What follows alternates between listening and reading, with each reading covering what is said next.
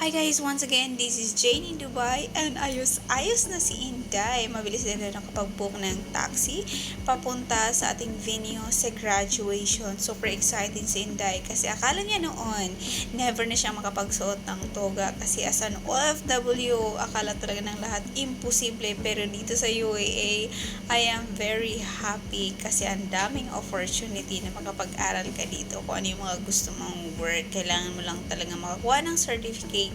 And of course, meron tayong mga diplomas. So, yan, just arrived na si Jane in Dubai sa venue ng Versailles by Riva, if I'm not wrong.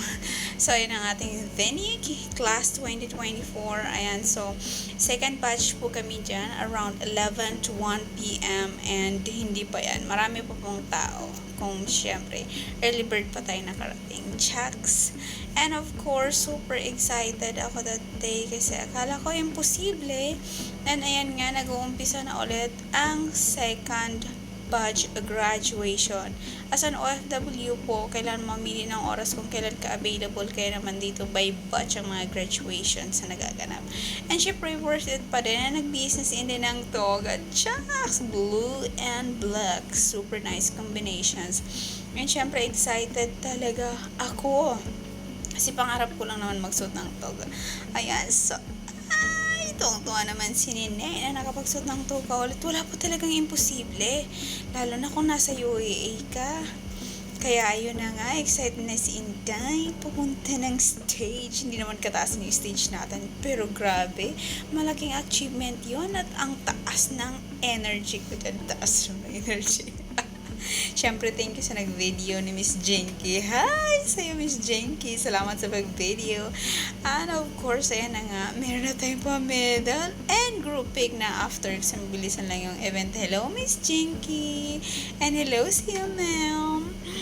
And of course, ayan, sobrang dami na pong tao. Nakakain lang kasi yung mga nag-attend sa event na to, may mga kasama pang pamilya. And of course, after ng graduations, ayos naman tayo na next OOTD Chucks. So, pumunta kami ng mga inasal together with my puday dito sa Dubai.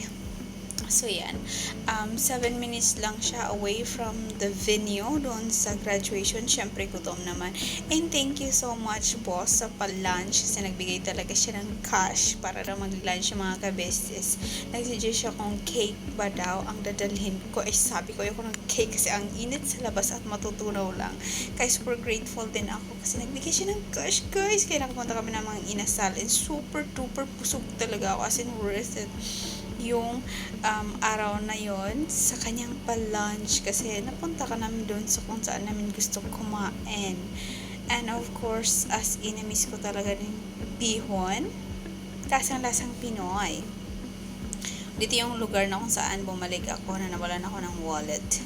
And after naman nung lunch namin, lumaan kami ng Emirates Mall. Ang laki, grabe, nakahilis pa ako. Tapos naghahanap pa kami nung mapapadalhan. And going back na tayo sa home ni Puday. Let's say Puday. And first time ko rin mag-metro, guys. Metro po is train. Metro po yan dito. First time ko mag-commute ng gano'n. Ang mura lang pala. Tapos ang taxi. Grabe. Halos nasa 700 isang biyahe yan. Kaya naman naiinganyo ako. Ayan. So, nakarating na po tayo sa bahay. Shoutout sa mga kapitbahay dyan. And thank you for watching.